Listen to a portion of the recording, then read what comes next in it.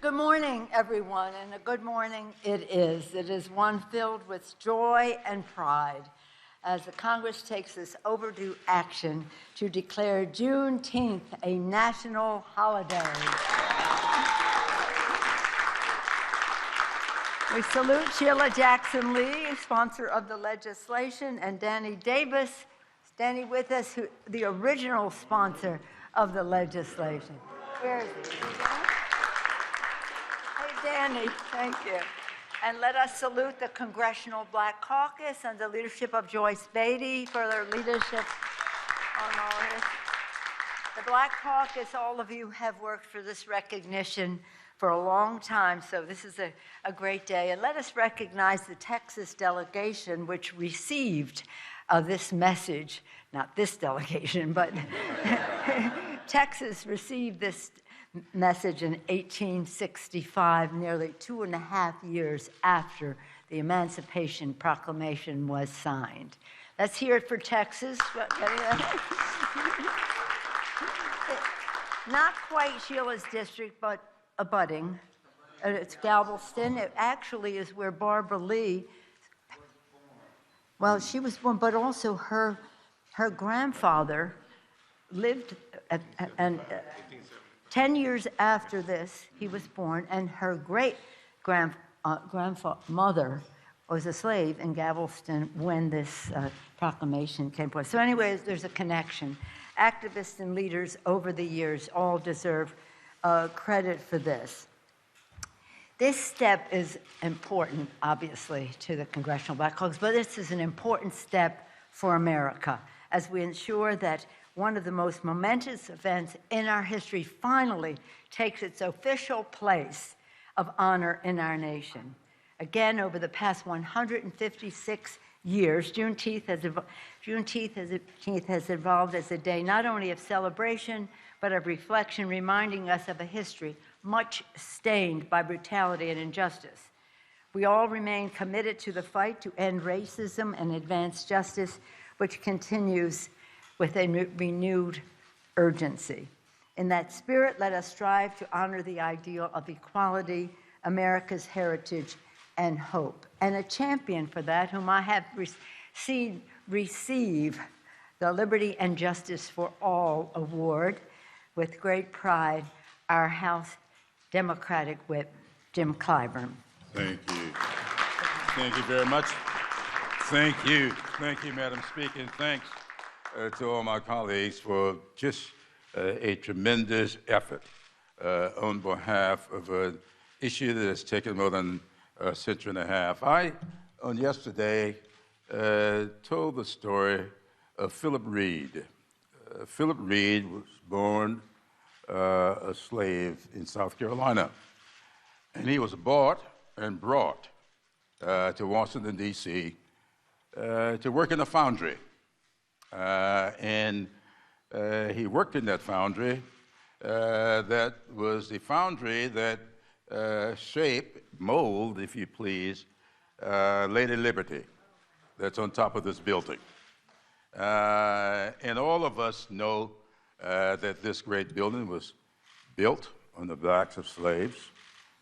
But few people know that all of the learned people that worked on this, all of the scientists and the architects, the ones who got Lady Liberty into form, for some strange reason, they could not get it on top of this building.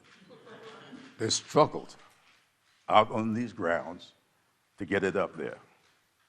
Philip Reed, unlearned, came to the rescue. And it was Philip Reed who knew geometry. He could not read, but he knew geometry. And he got the method of getting that Lady Liberty on top of this building. That's the story. That's the story that Juneteenth is all about. It's a story that needs to be told because we need to learn to communicate with each other. Juneteenth came about because of a lack of communication. Congress passed the Emancipation Act in 1862 to free the slaves here in the District of Columbia. Abraham Lincoln sat down and wrote the Emancipation Proclamation to be effective January 1, 1863. But because of a lack of communication, it was not until June 19, 1865, that the word got to Texas. If we learn, as I said yesterday, the art and value of communication, we will save a whole lot of hardship for the American people. Congratulations, my colleagues. What you've done here today caps the long journey.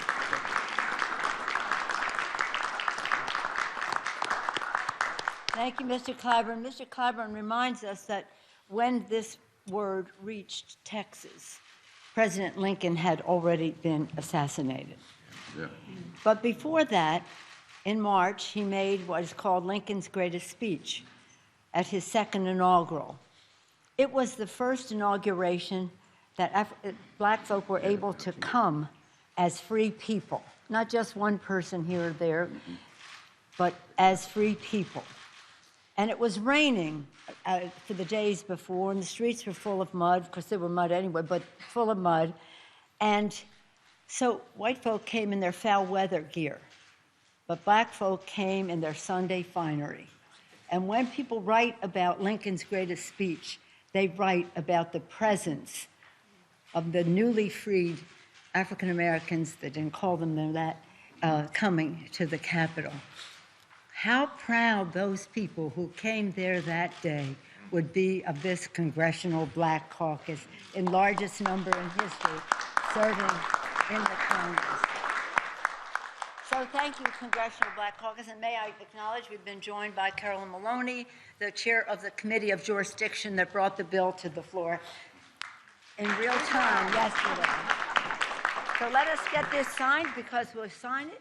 It'll go to the Senate to be signed, it'll go to the White House to be signed. Within 24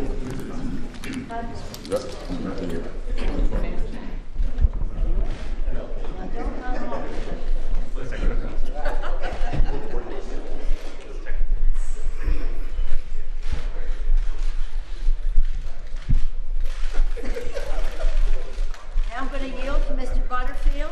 Yes. Okay. I'm just looking at the microphone.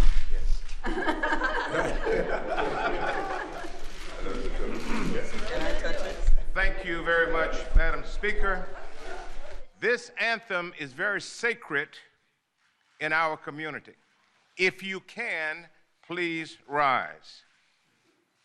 Lift every voice and sing till earth and heaven ring.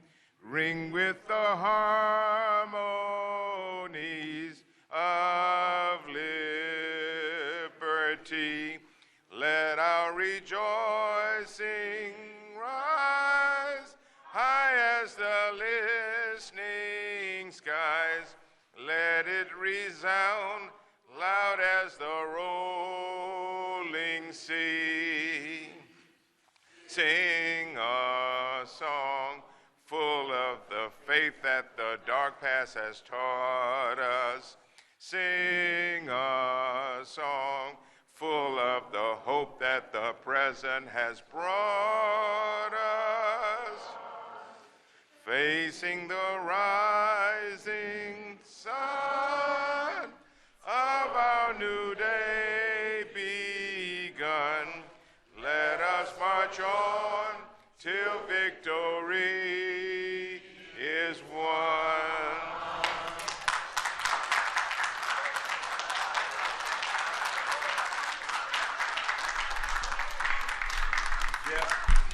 Let me thank all of you for being here today. The song you just heard in response to this great piece of legislation is a song that's been around for a long, long time, and it's been made official back in the 1930s. It became the NAACP's official hymn. And for some time now, James Forbes, the former rector of Riverside Church and the brother-in-law of Ed Towns, has been working on trying to get the country to accept this song as our national hymn. not anthem. We got one national anthem. We need a national hymn. And next month, he and I are going to be doing the month-long broadcast on why lift every voice and sing. That was first sung on Abraham Lincoln's birthday in Jacksonville, Florida, over 100 years ago. Written by James Weldon Johnson and put to music by his brother, John Roseman Johnson. I attended James Weldon Johnson School. And you attended that school. Yes, James Weldon Johnson. But you didn't learn how to write. Pretty soon, we're going to get a South Carolina connection. Yeah, we're working on it. We're working on it. Jacksonville, Florida is not too far away. But I would hope that people will really learn the song, look at the history of the song, look at the words of the song, and think about the words. There is not one ethnic group in the United States of America that cannot relate to that poem. As it is written.